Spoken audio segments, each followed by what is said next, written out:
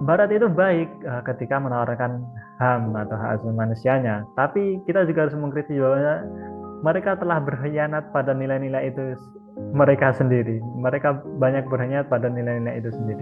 Kalau kita refleksikan pada dunia hari ini, mereka mengembar-gemborkan kesetaraan, hak asasi manusia, hak hidup, dan sebagainya, tapi mereka melanggengkan penjajahan di Palestina misalnya.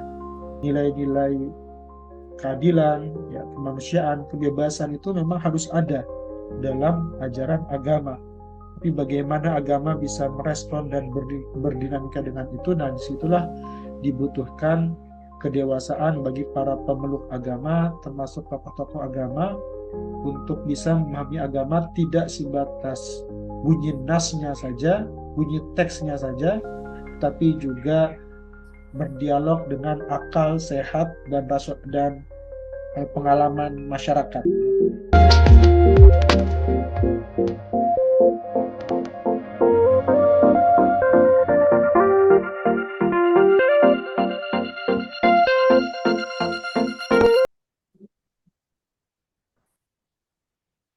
Bismillahirrahmanirrahim. Assalamualaikum warahmatullahi wabarakatuh. Salam sehat, sobat daku dimanapun berada. Jumpa lagi dengan Daras Buku di episode yang keempat, melanjutkan serial spesial Ramadan yang membahas buku Mustafa Akil yang berjudul Reopening Muslim Minds. Bagi sobat daku yang baru nonton Daras Buku di episode kali ini, selain menonton episode ini, bisa juga menonton video di 3 episode sebelumnya supaya bisa melihat kesinambungan dan pesan yang lebih utuh dari buku Mustafa Akil. Nah, pada kesempatan kali ini, saya juga tidak akan sendiri, masih setia ditemani kawan saya, Hisham, yang berada di Yogyakarta. Gimana kabarnya, Syam? Lihat Bang, Kalimantan aman. Iya, iya. Semoga semua sobat daku dimanapun berada juga dalam keadaan sehat dan selalu di bawah lindungan Allah Subhanahu wa taala, Tuhan yang Maha Esa, ya. Mungkin ada yang sedang sakit, ya. Kebetulan saya juga beberapa hari ini agak ngedrop, ya, berapa apa kesehatannya, ditambah juga sedang berpuasa, jadi perlu menjaga stamina lebih baik lagi.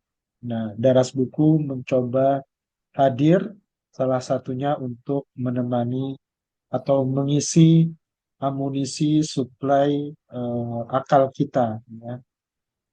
Pikiran kita supaya tetap waras, supaya tetap terjaga, supaya tetap kritis dalam membaca fenomena-fenomena dalam melaksanakan kehidupan sehari-hari, bisa terus kritis, ya, dalam konteks berpikir. Nah, kesempatan kali ini, ya, saya bersama Hisham nanti akan mencoba meneroka bab 5 dan bab 6 dari buku Mustafa Akil, ya, yang banyak berbicara seputar syariat, ya, dan bagaimana nilai-nilai universal itu direspon dalam ajaran Islam. Nah, pada pertemuan sebelumnya Akil sudah membahas, ya, bagaimana fenomena umat Islam yang kehilangan moralitas, ya, sehingga sering terjadi eh, banyak apa kejadian-kejadian di mana eh, umat beragama justru jauh dari nilai-nilai moral. Ya, sering kita lihat ada yang rajin ke masjid tapi juga korupsinya jalan, ada yang rajin berpuasa tapi juga melakukan kekerasan dan seterusnya. Jadi ada dilema-dilema moral di situ yang kemudian dibahas oleh Akil, dan kita bahas juga, kita ulas pada episode ketiga yang sebelumnya. Nah, pada pembahasan kali ini Akil mencoba melihat lebih jauh bahwa ada nilai-nilai universal yang hilang atau ditinggalkan, ya, atau dibuang dalam tanda kutip dalam tradisi Islam, dan kita akan lihat nanti beberapa faktor penyebabnya ya. Dan nanti setelah itu juga akan dikaitkan dengan syariat ya, bagaimana syariat itu dipahami oleh umat Islam dari masa ke masa, khususnya nanti yang berkontestasi dengan Asy'ariyah dan Mu'tazilah. Nah, bagaimana kita memahami syariat ya? Di bab ini Akel memulai dengan menyatakan ada romantisasi sejarah ya. Kalau kita kembali flashback yang sudah sempat dibahas juga di ulasan sebelumnya, bagaimana umat Islam itu berada di masa kejayaan, masa keemasan di masa dulu ya, ketika terjadi di dalam tulisannya Akil itu dia menyebut daya serap ya, daya serap yang luar biasa ya, akulturasi kebudayaan ya, Islam menyerap budaya yang lain pun belajar dari Islam, itu terjadi secara harmonis ya, terutama di era-era Abbasiyah ya, ketika Mu'tazilah berkuasa di awal-awal sebelum terjadi mihnah, itu ada upaya bagaimana apa Islam itu dipahami secara rasional, tapi juga bagaimana umat Islam diberikan akses untuk belajar seluas-luasnya. Ya, penerjemahan buku, kemudian juga penerjemahan karya-karya filsafat, ya.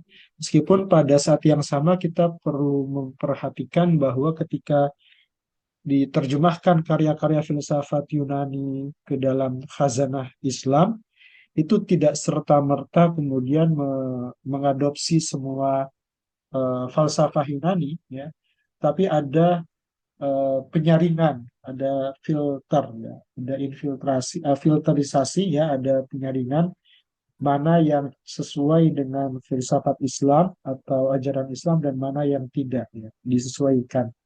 Nah, dari proses saling serap tersebutlah kemudian melahirkan atau menumbuhkan ilmu pengetahuan yang luas ya. Nah, tetapi belakangan ya ketika ada pematahan ya, yaitu bisa kita lihat juga dari proses mihnah yang terjadi ya. Salah satu ulama yang di penjara itu Ahmad bin Hambal ya, Imam Ahmad bin Hambal yang dipenjara karena berbeda pandangan politiknya atau berbeda pandangannya tentang entitas Al-Quran dengan pandangan resmi negara, yang itu membuat konflik antara Mu'tazilah yang rasional, Asy'ariyah yang yang lebih eh, yang memahami sumber wahyu sebagai otoritas kebenaran itu saling beradu, yang membuat pada akhirnya setelah Mu'tazilah runtuh ya, rezim Abbasiyah runtuh, kemudian digantikan dengan paham Asy'ariyah. Asy'ariyah semakin berkembang dan karena ada luka ya di persekusi dan seterusnya, itu membuat kebencian atau ya hal yang sama pun dilakukan ya. Jadi Mu'tazilah pun dibasmi dan seterusnya, yang akhirnya menyisakan sejarah saja ya, bahwa dulu pernah ada ulama yang menemukan teori-teori kesehatan, yang menemukan matematika, yang menemukan optik ya, yang menemukan ilmu astronomi, itu hanya diromantisasi di masa lalu ya. Padahal kalau kita belajar mengapa itu bisa terjadi, karena ada eh, pertemuan kebudayaan ya, jadi saling bertemu antar satu budaya dengan budaya lain, kemudian saling mewarnai ya. Jadi ada daya serap yang tadi bahasanya Akil. Misalnya dari sini salah satunya Akil misalnya mencontohkan ada tokoh ya, Ibnu Miskawai ya, seorang ilmuwan juga, yang dia menciptakan gagasan insaniyah ya, humanity kalau bahasanya sekarang ya. Nah, jadi menurut Ibnu Miskawai ya, bahwa eh, nilai-nilai universal kemanusiaan itu harus beririsan dengan syariat ya, dengan wahyu, bahwa wahyu ajaran Islam ya, syariat Islam itu akan selaras dan tidak akan bertentangan dengan spirit kemanusiaan atau humanity. Nah, ini menarik ya karena memang gagasan humanity kalau kita lihat itu gagasan modern ya, gagasan pasca Renaissance ya, pasca pencerahan. Kemudian ada semangat modernitas ya, kemanusiaan dengan gagasannya, kemudian antroposentris dan seterusnya. Nah, tapi ini Ibnu Miskawai dia sudah ya jauh ya sebelum sebelum terjadi Renaissance, sebelum abad modern, dia sudah berpikir ya untuk melihat nilai universal ya, universalitas ajaran Islam ya bahwa spiritnya itu adalah spirit kemanusiaan. Nah, dari gagasan ini tentu diperdebatkan, didiskusikan juga saat itu. Nah, tapi kemudian memang pada akhirnya yang berkembang dan yang menjadi tatanan di masyarakat adalah eh, keman eh, relasi sesama Muslim dibanding relasi sesama manusia. Ini yang nanti kita bisa lihat di dalam aturan fikih itu ada berbagai macam jenis kafir ya, ada yang dimusuhi, ada yang boleh tinggal bersama kita gitu ya, dan nanti perlakuannya itu berbeda dengan sama umat Islam. Ini berarti ada perbedaan ya, padahal harusnya ya kalau kita pakai kacamata kacamata apa ajaran eh, kemanusiaan secara umum ya tidak ada perbedaan harusnya ya antara yang Muslim dan yang kafir ya semua harus diberikan ruang yang sama dalam konteks sosial ya. Kalau dalam konteks ibadah tentu ya itu lain soal ya berbeda ya. Tapi ini menarik ya. Jadi eh, Ibnu Miskawai itu sudah menggagas. Ya, di sini kita bisa melihat bahwa memang gagasan atau yang waktu di bab awal ya di pendahuluan Akil juga mengatakan bahwa buku ini mencoba menghadirkan semangat eh, bagaimana pencerahan Islam ya. Jadi tidak bersumber semata dari pencerahan Barat, tapi juga bagaimana menggali dimensi-dimensi turoth ya, dimensi-dimensi kekayaan khazanah intelektual Islam sendiri dalam melihat atau menggagas nilai-nilai modernitas ya. Di semangatnya adalah bagaimana menggali kekayaan intelektual-intelektual ulama Islam terdahulu yang mungkin jarang diangkat atau jarang dibahas ya. Nah, ini menarik ya. Jadi Ibnu Miskawai sudah menggagas membahas soal insania kemanusiaan. Kemudian belakangan ya pasca Perang Dunia Kedua 1948 itu kemudian Barat atau Amerika ya itu menggagas ya dokumen ya Deklarasi Universal Hak Asasi Manusia atau disingkat DUHAM ya. Ini menjadi tolak ukur atau perubahan ya perubahan paradigma ya bagaimana menggali nilai-nilai universal tadi kemanusiaan. Meskipun Akil juga memberikan catatan bahwa apa yang disebarkan atau yang digaungkan oleh Barat dengan hak asasi manusia, human right-nya itu juga toh tidak dijalankan oleh mereka sendiri yang masih melancarkan penjajahan, kemudian penindasan, ya, ada semangat ya penjajahan ya di khususnya di negara-negara berkembang termasuk negara-negara Muslim ya, termasuk juga di Indonesia ya. Jadi ada dominasi di situ.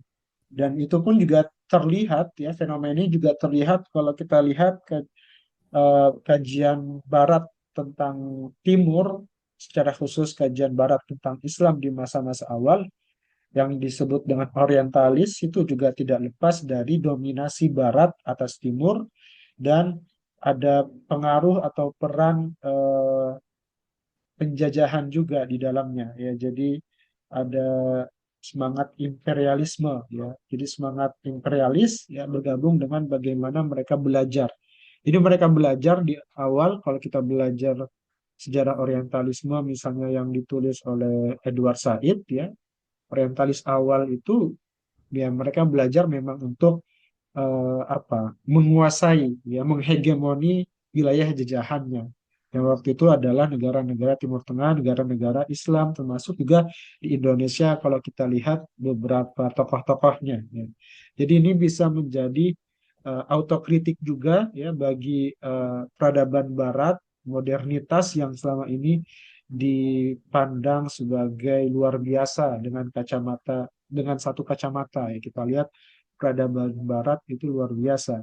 Padahal juga mempunyai sejarah kelam. Maka dokumen Duham ini secara substansi, secara nilai mungkin kita bisa tahu atau sepakat bahwa itu punya nilai yang baik, tapi juga perlu kita kritisi terkait dengan ideologi apa yang melatar belakangi kemunculan dokumen itu ya.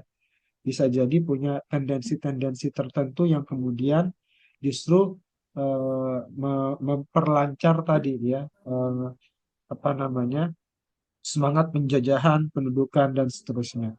Jadi eh, perlu kita bedakan antara nilai dengan istilah ya. Sama seperti istilah moderasi, toleransi ya. Secara substansi pesannya mungkin baik ya. Tapi dalam konteks hari ini istilah-istilah itu juga digunakan kepentingan kelompok-kelompok tertentu yang akhirnya memukul kelompok-kelompok yang berbeda dengan pandangannya dengan nama tidak moderat, tidak toleran dan seterusnya. Jadi itu juga penting ya kesadaran melihat istilah-istilah yang muncul. Nah, termasuk dalam konteks kaitan antara hak asasi manusia dengan syariat. Ya, kita tidak menafikan pada akhirnya karena tadi ya bagaimana hak asasi manusia itu digembar-gembarkan oleh Barat, tapi pada saat yang sama mereka juga menjajah negeri-negeri umat Islam sehingga ada trauma di situ, ada ketakutan di situ. Jangan-jangan itu hak asasi manusia itu hanya berlaku di Barat untuk orang-orang Barat. Tapi ketika misalnya Barat datang ke negara berkembang atau negara-negara Timur, kemudian melakukan apa hegemoni di situ, dominasi di situ, itu itu tidak melanggar hak asasi manusia. Mereka beranggapan misalnya bahwa itu digunakan untuk membangun daerah, memajukan satu negara. Mereka masuk dengan untuk menguasai itu, yang kemudian akhirnya justru misalnya menguasai sumber daya alam, ya, teknologi-teknologi yang ada di negara itu, ya, itu eh, penjajahan, tapi kemudian menjadi pembenaran. Nah, itu realitas lain yang akhirnya memang agak kompleks ketika dihadapkan dengan syariat, ya mana yang benar misalnya. Akhirnya ketika ada duha di Kairo ya ulama negara-negara Islam lainnya itu juga membentuk eh, hak asasi tandingan ya, hak asasi Islam versi Islam ya. Ya ada beberapa bagian yang dihapus termasuk kebebasan beragama ya. Bagaimana dalam artian kebebasan beragama orang yang sudah beragama Islam tidak bisa keluar dari Islam misalnya itu dihapus ya tidak masuk dalam kategori hak asasi manusia yang Islami ya menurut negara-negara Muslim yang berkumpul yang menghasilkan dokumen di Mesir kalau tidak salah kesetaraan gender juga ditolak ya. Nah jadi ada penolakan ya penolakan itu yang memang mereka menolak segala macam bentuk dari Barat ya. Nah penolakan ini bisa dilihat dengan berbagai macam alasan juga menurut saya bisa menolak karena tadi ya ada trauma dari penjajahan yang mereka pernah dijajah oleh bangsa Barat sehingga HAM yang dituduh berasal dari Barat ditolak ya.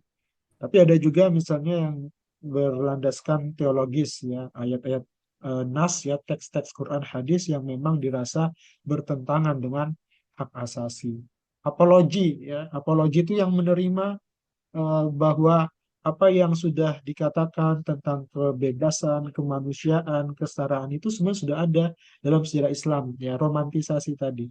Bahwa itu semua sudah ada dalam dalam sejarah Islam, sudah ada yang dikatakan oleh para ulama gitu ya. Nah, itu apologi. Itu juga banyak kita saksikan di Indonesia. Dan yang ketiga itu instrumentalisme. Ini mirip dengan penolakan, tapi mereka lebih apa? Mereka pragmatis ya. Jadi mereka memang menolak ya, tapi ya sudahlah, konteks Indonesia misalnya kita terima, kita gunakan saja demokrasi selama sejalan gitu. Tapi ada bagian-bagian yang misalnya kita tolak ya, kalau bisa ditolak ya. Jadi dia pragmatis saja sesuai dengan kebutuhan-kebutuhannya. Ada yang bisa dijalankan, ya sudah kita jalankan saja sesuai dengan kebutuhan kita di Indonesia, misalnya dalam konteks Indonesia. Tapi sebenarnya ditolak, mereka menolak juga ya. Tapi lebih halus caranya. Nah, ini tiga cara yang kemudian menurut Akil itu ada cara keempat yang harusnya kita lakukan, yaitu harmoni ya. Jadi menyandingkan atau membarengkan antara syariat, ajaran Islam dengan nilai-nilai hak asasi manusia. Nah, setelah masuk pembahasan universalisme, ya, kemudian Akil membahas tentang syariat, ya, bagaimana syariat kita mandek, ya. Apa itu syariat, ya? Jadi kalau kita kaji secara kebahasaan, syariat itu dari kata syara'a, ya, mata air. Ya. Jadi syariat itu ibarat mata air, ya, sumber mata air, ya, kehidupan. Ya. Mata air itu kita bisa hidup, kita mencari, berjalan, dan kita bisa hidup dari mata air. Itu secara kebahasaan ya. Itu secara istilah syariat ya kita tahu ya dikaitkan dengan ajaran-ajaran Islam. Nah, tapi yang kemudian perlu dilihat juga ada dualisme. Ada yang memahami bahwa syariat itu ya ritual-ritual keagamaan, ya puasa, sholat, zakat, dan seterusnya. Ataukah panduan moral? Nah, ini yang sepanjang abad terus dibahas oleh para ulama, ya. Nah, pada akhirnya memang yang menang adalah pandangan bahwa syariat itu ya ritual-ritual, liturgi-liturgi kehidupan keseharian kita itu syariat, ya. Nah, padahal kalau kita lihat lebih jauh, ya, ada konsep maslahah dan maqasid yang juga didukung oleh Akil dalam buku ini. Ya, oke, ritual itu penting, ya, salat, puasa, dan seterusnya itu bagian dari syariat, menutup aurat dan segala macam itu bagian dari syariat. Tapi syariat harusnya tidak boleh lepas dari nilai-nilai moral yang jarang dibahas. Ya. Jadi selama ini kata Akil ketika bicara syariat itu bicara ritual, moralnya lepas. Ya. Padahal ulama-ulama dulu, misalnya Al-Ghazali, kemudian di, dibakukan oleh Imam Ash-Shatibi itu membahas konsep maslahah, ada maqasid, ya bahwa ajaran Islam itu harus sesuai dengan kemaslahatan manusia. Ya, bahwa syariat Islam itu ada maqasidnya, ada maqasidus syariahnya, ada nilai-nilai maqasid yang sejalan. Ya, maka itu yang perlu diperhatikan. Ketika misalnya ada ajaran berpuasa, apa makosidnya? Apa tujuan kita berpuasa? Ketika misalnya ada ajaran tentang berkurban misalnya, apa sebenarnya makosidnya? Yang pertemuan yang lalu kita bahas kisah Nabi Ibrahim. Coba cari makosidnya. Alih-alih sebatas ya ritual setiap tahun menyembelih hewan kurban. Tapi coba lihat makosidnya. Nah, dari makosid itu kemudian itu bisa berkembang sesuai dengan kebutuhan zaman. Nah, terakhir ya di pembahasan tentang syariat ini Akil sebenarnya banyak mengkritik paham Asy'ariyah ya yang menjadi kemandekan syariat, bahwa syariat itu mundur karena paham Asy'ariyah lah yang benar yang menang dalam sejarah. Tapi kalau kita lihat sebenarnya Akil juga menghadirkan tokoh-tokoh Asy'ariyah yang progresif, yang sebenarnya tidak fair juga kalau kita mengatakan syariat mandek karena Asy'ariyah ya. Ada Imam Asy-Syatibi, yang di modern ada Ibnu Asyur, ada Ibnul Qayyim Al-Jauziyah yang punya pandangan bahwa syariat itu adalah panduan moral ya. Ibnul Qayyim Al-Jauziyah misalnya mengatakan bahwa syariat itu ya tidak bisa dilepaskan dari keadilan, kemanusiaan, kasih sayang. Ketika ada ajaran-ajaran agama yang bertentangan dengan keadilan, kasih sayang, kebebasan, itu kata Ibnu Qayyim al-Jauziyah, maka penafsiran itu harus ditolak ya karena bertentangan dengan syariat. Jadi tokoh-tokoh Asy'ariyah yang disebutkan oleh eh, apa namanya Mustafa Akil ini itu membantah atau membalas diri bahwa Asy'ariyah tidak serta-merta menjadi penyebab utama kemandekan syariat ya. Karena tokoh-tokoh Asy'ariyah juga banyak yang progresif dalam tanda kutip. Ini beberapa hal yang saya tangkap ya dari membaca buku Mustafa Akil di bab 5 dan bab 6 yang dia memang banyak membahas seputar nilai-nilai universal yang dihadapkan dengan syariat Islam ya. Kalau dari Hisham ya, gimana merespon atau menanggapi poin-poin penting yang dibahas oleh Akil dalam dua bab bukunya ini? Yang pertama, Akil selalu apa ya, membuat pembukaan yang sangat menarik. Di bab 5 itu dibuka dengan kisah-kisah ya. Nanti di penghujung juga diceritakan kisah-kisah bagaimana pencerahan-pencerahan itu terjadi tidak hanya di dunia Islam. Misalnya di Inggris, di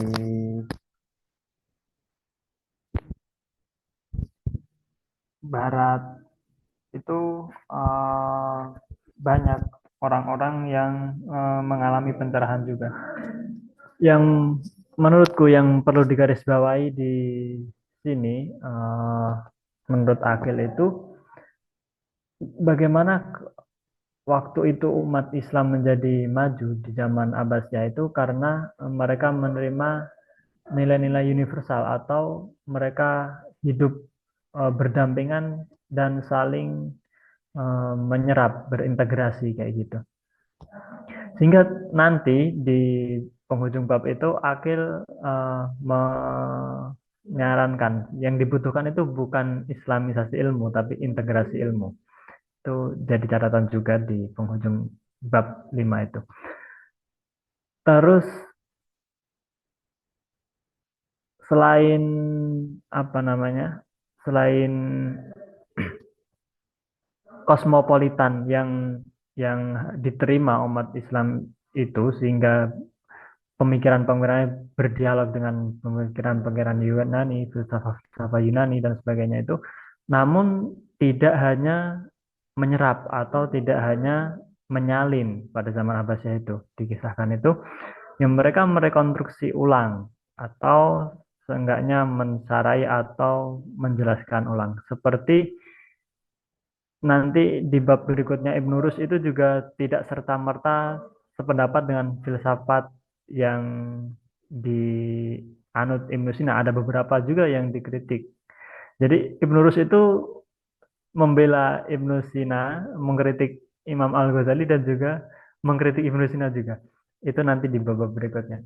Jadi yang menarik itu bagaimana dialog-dialog keilmuan itu terjadi. Kalau zaman Nabi dulu kan Nabi berpesan ambillah kebaikan dari manapun asalnya kayak gitu kan.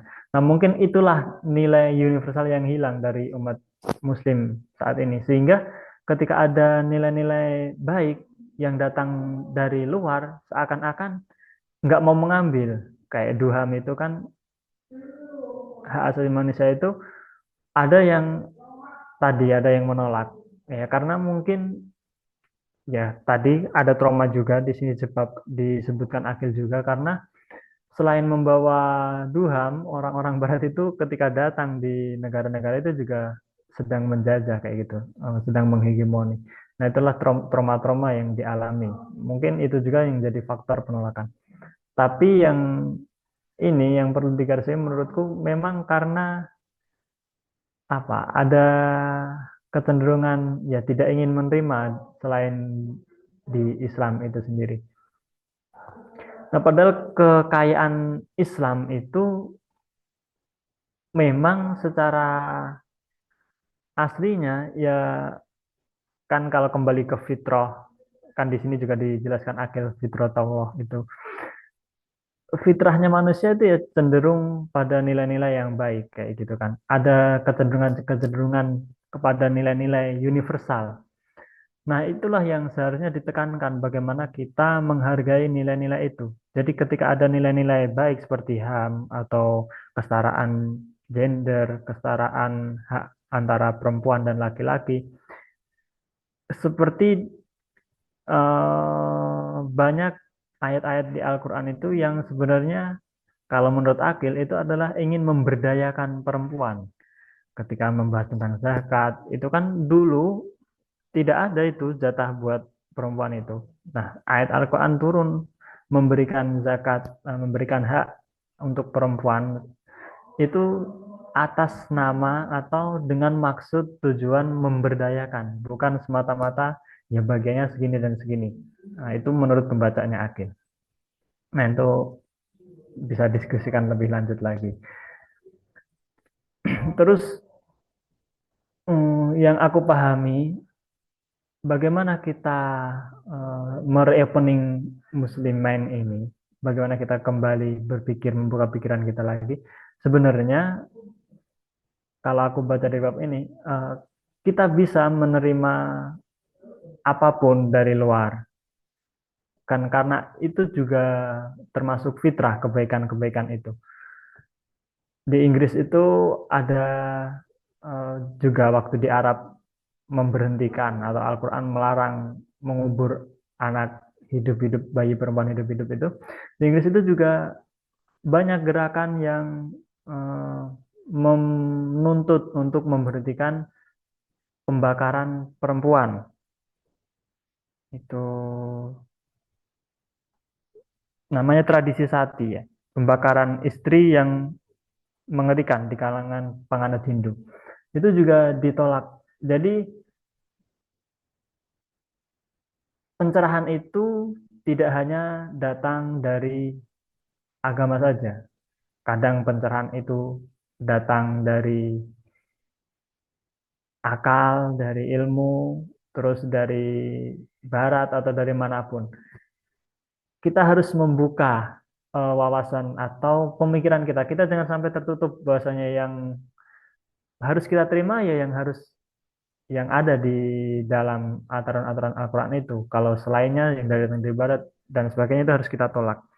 Kita harus membuka pikiran kita lagi sehingga nanti mendatangkan apa keuniversalan lagi. Kita bisa hidup berdampingan lagi, saling menghargai dan memang benar-benar menghargai bahwasanya menyadari bahwasanya mereka juga memiliki kebenaran-kebenaran itu dan itu harus kita akui. Nah, kita mengakui itu bukan berarti kita harus tidak boleh mengkritisi.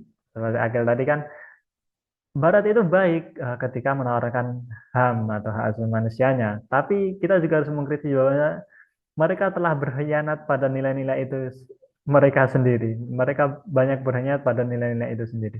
Kalau kita refleksikan pada dunia hari ini, mereka mengembar-gemborkan kesetaraan, hak asasi manusia, hak hidup, dan sebagainya. Tapi mereka melanggengkan penjajahan di Palestina misalnya, dan banyak lagi.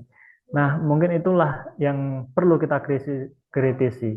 Bukan kita menolak sepenuhnya HAM, kita mengakui nilai-nilai baiknya, tapi kalau ada yang salah memang ya harus kita kritisi. Seperti kita di Islam itu sendiri kan, kita mengakui bahwasanya nilai-nilai umat Islam itu baik, nilai-nilai yang diajarkan itu baik, tapi ketika ada yang salah ya kita ingatkan.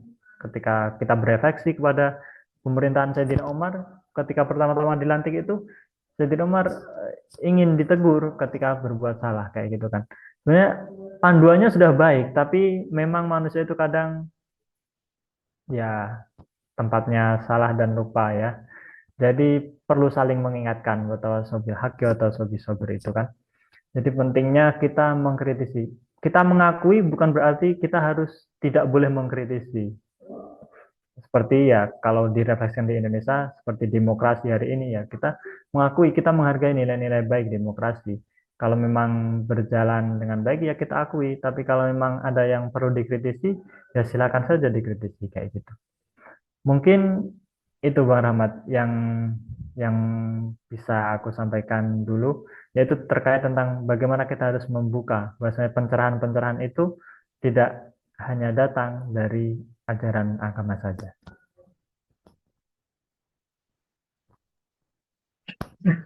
Iya, ada beberapa hal yang tadi menarik ya yang disampaikan oleh Hisham ya bahwa memang eh, sebenarnya yang bisa kita pahami bahwa nilai-nilai kebaikan itu universal dan ya karena universal berarti lintas budaya, lintas agama ya, lintas budaya, lintas agama, lintas situasi dan kondisi ya, bahkan lintas zaman ya.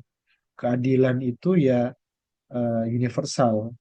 Nah, tapi yang saya coba pahami lagi adalah bagaimana mengimplementasikan keadilan itu, ya itu bagian dari eh, dinamika zaman ya. Dalam konteks peradaban Arab saat itu misalnya, keadilan itu ya harta laki-laki dan perempuan itu 2:1 misalnya.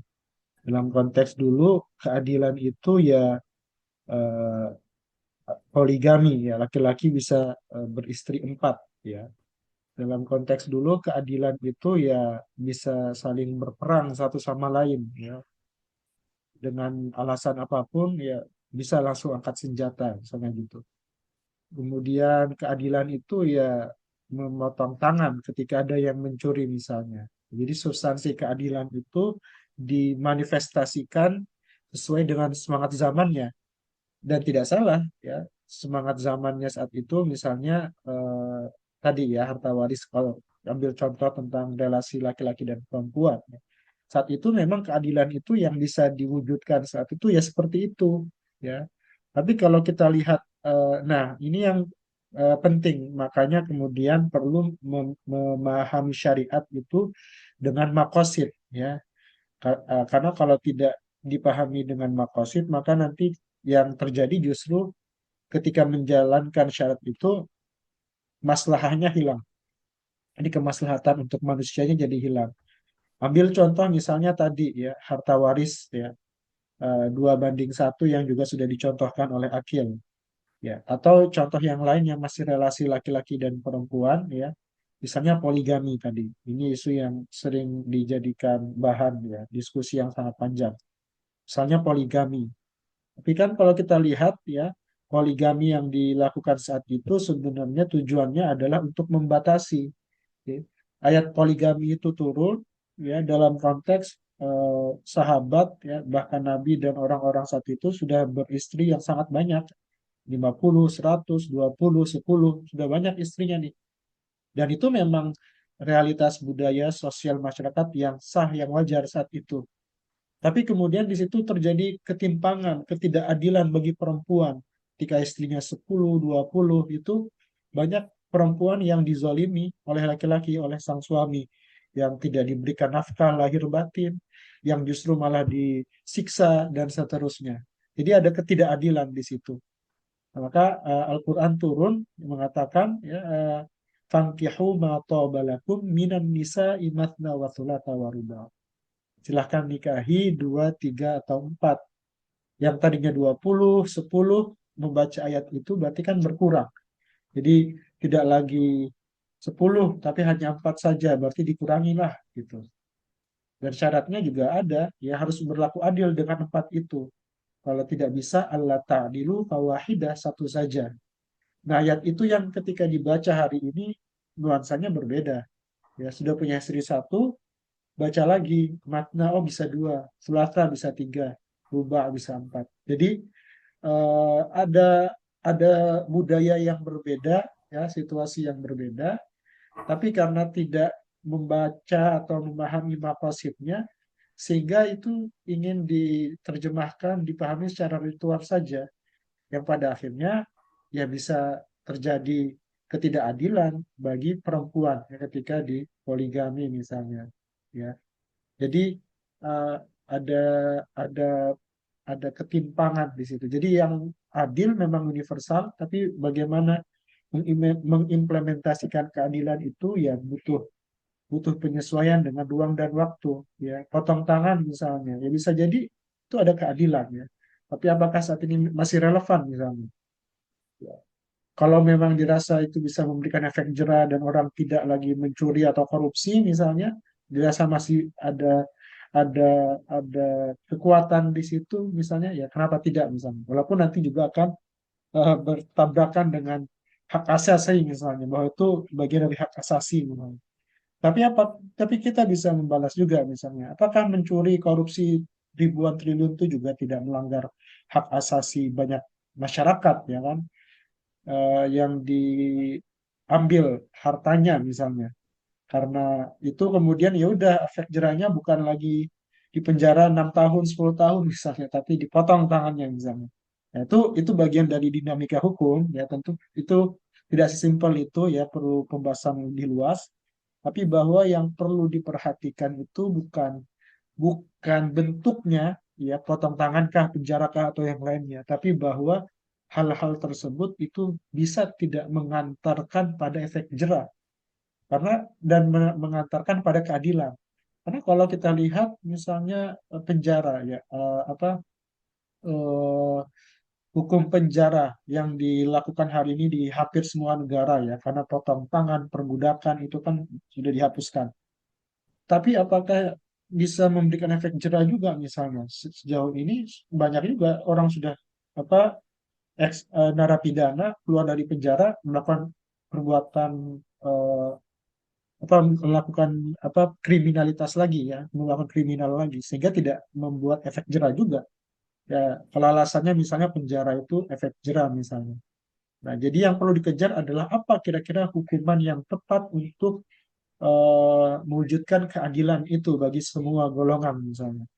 Oh, dimiskinkan misalnya, atau di apalah, entahlah nanti tadi ya bentuknya bisa bermacam-macam. Nah, disinilah universalitas itu penting, ya untuk memahami bahwa nilai-nilai keadilan, ya kemanusiaan, kebebasan itu memang harus ada dalam ajaran agama. Tapi bagaimana agama bisa merespon dan berdinamika dengan itu, nah disitulah dibutuhkan kedewasaan bagi para pemeluk agama, termasuk tokoh-tokoh agama, untuk bisa memahami agama tidak sebatas bunyi nasnya saja, bunyi teksnya saja, tapi juga berdialog dengan akal sehat dan pengalaman masyarakat. Ya. Karena kata Syekh Rostani kan, an-nususul mutanahiyah, ya, teks itu terbatas, wal waqa'i' ghairu mutanahiyah. Tapi realitas itu tidak pernah terbatas. Sehingga untuk memahami teks yang terbatas dan rasional dan realitas yang tidak terbatas, maka dibutuhkan rasionalitas, akal sehat sebagai pisau bedah bagi kita memahami teks, ya tentu yang juga disinari dengan wahyu agar bisa berdialog dengan tantangan zaman. Gimana kalau Hisham ada tanggapan lagi nggak terkait dengan Pak ya syariat universalisme itu? Ya, yang perlu ditekankan menurutku, syariat itu kan datang atau wahyu itu datang untuk mengatur kehidupan manusia biar lebih baik gitu kan. Jadi kepentingan-kepentingan itu untuk kepentingan-kepentingan bersama, kepentingan teman umat manusia sendiri. Bukan kepentingan Tuhan kayak gitu kan. Tuhan tidak butuh apa-apa. Nah, kalau kita melihat itu, jadi nanti yang seperti dicontohkan Akil di sini, yang satu fatwa yang agak menggelikan kayak gitu kan. Bagaimana perempuan zaman ini tetap dilarang untuk berpergian sendiri dalam jarak tertentu, jarak kosor itu kan tidak boleh berpergian sendiri. Padahal dulu adanya aturan ini untuk menjaga keamanan perempuan itu. Karena dulu padang pasir, terus banyak begal gitu kan, banyak eh, orang-orang yang mencegat atau apa. Sehingga keamanan itu penting bagi perempuan untuk tidak berpergian sendiri. Sedangkan sekarang orang berpergian itu sudah relatif aman kayak gitu kan. Misal kalau itu tetap diberlakukan, itu akan kesulitan mahasiswi-mahasiswi yang menuntut ilmu ke Amerika, ke Inggris, ke Cina, ke Arab. Itu kan pasti nggak boleh kalau ini kan. Nah, itulah pentingnya kita memahami sebenarnya apa tujuan ditetapkan syariat itu. Kan tujuannya untuk mengatur kehidupan kita supaya lebih maslahat. kemaslahatan bersama. Kalau dulu konteksnya tidak boleh berpergian sendiri karena keamanan, dan sekarang bisa berpergian sendiri dengan aman, ya maka ya menurutku relatif ya boleh-boleh aja kan gitu kan. Namun memang masih ada yang memfatwakan, di buku ini dikisahkan kan memang masih ada yang memfatwakan tidak boleh perempuan berpergian sendiri dengan dalil ya karena Nabi melarang itu. Nah, itulah mungkin yang menjadi kemandekan-kemandekan syariat kita. Kita kalau bahasanya akil di sini kita terjebak di kehidupan masa lalu. Kita tidak memikirkan realitas saat ini. Kita mendistorsi pengalaman-pengalaman kita sendiri, realitas-realitas kita sendiri. Kita tidak akui itu. Kita selalu terbayang atau hidup terkungkung pada zaman dulu. Dulu dilarang ya berarti dilarang kayak gitu. Padahal apa realitas-realitas yang kita hadapi sekarang bagaimana? Dulu tentang riba itu di sini dicontohkan akil itu sekarang banyak itu yang ya bukan atas nama riba tapi sebenarnya juga kalau ditelisik mafia juga kayak gitu. Nah, eh, mungkin dasar-dasar itulah yang perlu kita pelajari lebih jauh. Aturan-aturan itulah yang perlu kita pelajari lebih jauh. Bagaimana eh, penataan atau mungkin konsep-konsepnya sehingga kita paham, dan ketika membaca itu kita juga harus membaca realitas zaman dulu. Jangan sampai hukum-hukum zaman dulu kita membacanya tidak disertai dengan realitas zaman dulu. Seperti hukum potong tangan itu sudah sangat ringan sekali dibandingkan dengan hukum-hukum yang ada pada saat itu. Dulu orang disalib itu kan hukuman, ya zaman dulu banyak orang-orang yang disalib itu kan, dipancung dan sebagainya. Nah, itulah Islam datang untuk, sebenarnya Islam datang untuk memanusiakan manusia itu sendiri kan. Dikenalkan dengan aturan-aturan yang lebih make sense, lebih masuk akal kayak gitu. Jangan gini, jangan begini. Kayaknya di cukup potong tangan cukup atau gitu kan. Nah, itu yang menarik ketika tadi aku ingat tentang penafsiran potong tangan itu, ya maknanya potong tangan itu ya biar tangannya tidak bisa ambil lagi. Kalau di penjara kan tangannya nggak bisa ambil lagi.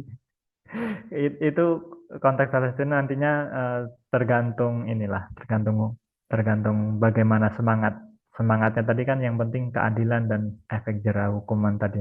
Itulah yang mungkin nanti bisa kita terus kaji bagaimana sebenarnya untuk memberikan efek jera pada para, misalnya para pencuri atau koruptor itu kan kayaknya sehari-hari kita sering sekali itu dengar berita kayak 3 kali sehari kayak makan ya berita korupsi itu. Ya mungkin itu Bang Rahmat.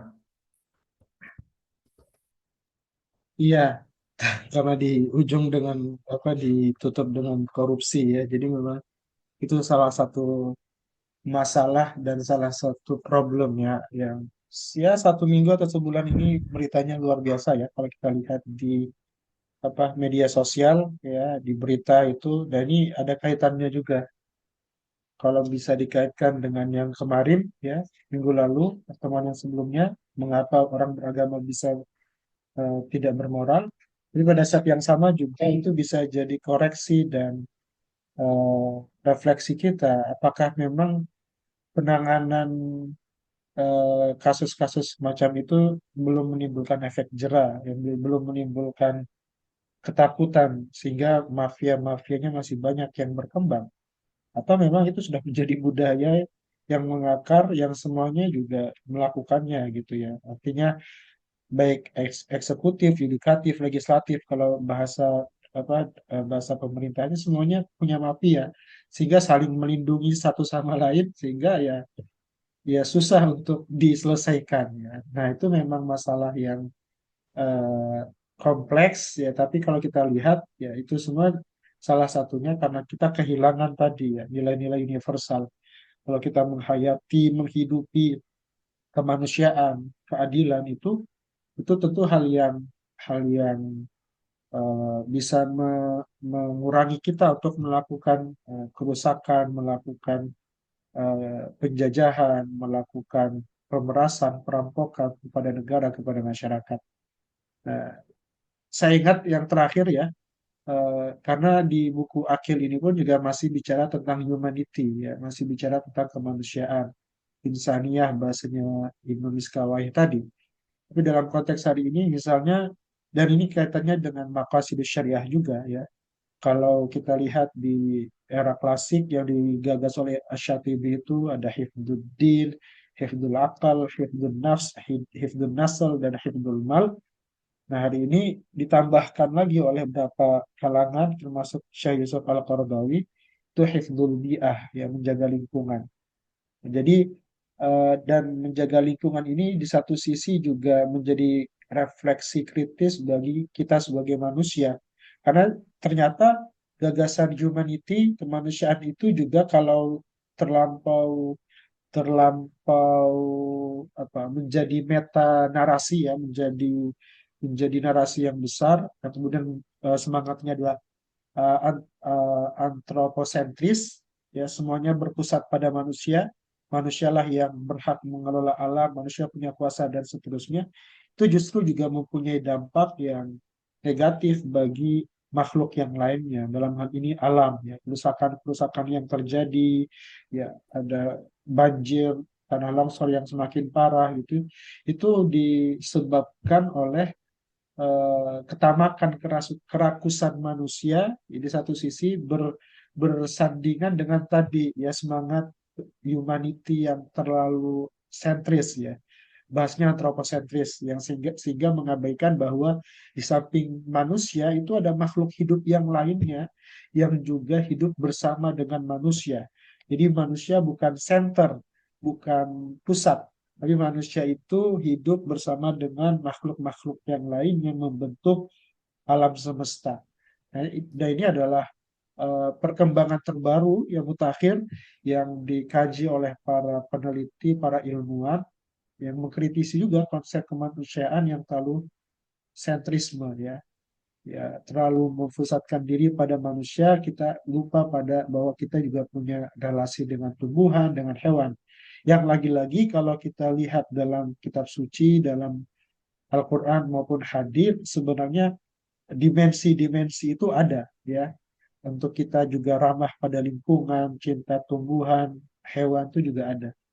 Nah, tapi itu bisa terjadi, itu bisa hidupkan kalau kembali kita memahami agama itu, wahyu itu juga dengan semangat sinaran rasionalitas ya, sinaran akal sehat bahwa masalah hari ini ya, bencana alam yang terjadi hari ini itu perlu kita sikapi ke dalam juga. Ada andil manusia juga yang pertemuan sebelumnya dicontohkan oleh statementnya Mbak Kalis itu ya, ketika bencana alam kemudian diserahkan pasrah begitu saja. Padahal harusnya ada kritis ke dalam juga bahwa ada andil kita juga yang merusak seperti itu. Sehingga perlu dibenahi cara pandang kita ya, reopening minds kita dalam memahami manusia ya, bahwa manusia itu mulia, itu suci ya, walaqad karramna bani Adam, Allah muliakan manusia Bani Adam. Laqad khalaqnal insana fi ahsani taqwim. Allah ciptakan kita dengan sebaik-baik makhluk. Tapi itu semua tidak membuat kita menjadi lupa dan kemudian eh, mengeksploitasi alam sebebas-bebasnya sesuai dengan keinginan kita, yang akhirnya justru berbalik pada diri kita sendiri. Jadi itu teringat ya ketika tadi membahas kemanusiaan dan kaitannya dengan modernitas. Terakhir, Hisham, ada yang mau disampaikan lagi? Cukup kayaknya Bang. Gimana? Ya, cukup. Cukup, cukup. Oke, ya. Kalau tidak ada, ya kita akhiri ya, kita cukupkan. Nah, kayaknya sudah 1 jam juga ya. kita ngobrol ya tentang syariat dan juga nilai-nilai universal dalam kehidupan. Ya, tentu apa yang kami sampaikan bukanlah sumber kebenaran ya. Al-haqqu min rabbik. Al-haqqu min rabbik fala takunanna minal mumtarin ya. Kebenaran itu dari Tuhan, bukan dari manusia. Kami bisa salah ya, kami berpotensi melakukan kesalahan. Karenanya silakan kita bisa diskusi secara konstruktif di kolom komentar. Kalau teman-teman sobat daku ada yang punya perspektif atau pandangan berbeda, silahkan bisa disampaikan, dituliskan di kolom komentar. Kita jumpa lagi pada episode berikutnya membahas tentang bagaimana sains itu bisa hilang dalam kehidupan umat Islam. Ini salah satu topik atau isu yang menarik ya, yang akhir-akhir ini saya juga banyak membaca, tertarik dengan isu ini dan nanti akan dibahas oleh Akil pada pembahasan berikutnya yang akan kita ulas bersama. Oke, terima kasih. Tetap semangat menjalankan puasanya bagi teman-teman yang menjalankan ibadah puasa, baik Muslim maupun Katolik yang sedang berpuasa juga, atau puasa-puasa yang lainnya. Ya, nah, ini juga yang terakhir ya, apakah kita perlu berpuasa karena dorongan ilahi atau sebatas dorongan kebutuhan manusiawi, yaitu silahkan bisa direfleksikan ya. Jadi kebutuhan puasa itu sebenarnya penting karena firman Tuhan, kemudian kita berpuasa saja gitu, atau memang sebenarnya ada atau tidak ada perintah Tuhan, ya kita pasti akan berpuasa demi kesehatan misalnya gitu. Itu silahkan bisa jadi pertanyaan pemantik yang bisa direnungkan bersama berdasarkan diskusi dan bacaan dari Mustafa Akil sebelum-sebelumnya. Oke, sampai di sini. Terima kasih Hisham yang sudah membersamai, menemani kita, Sobat Daku, berdiskusi buku Mustafa Akil. Kita jumpa lagi pada pertemuan berikutnya. Tetap mendaras buku menjadi perilaku. Saya akhiri.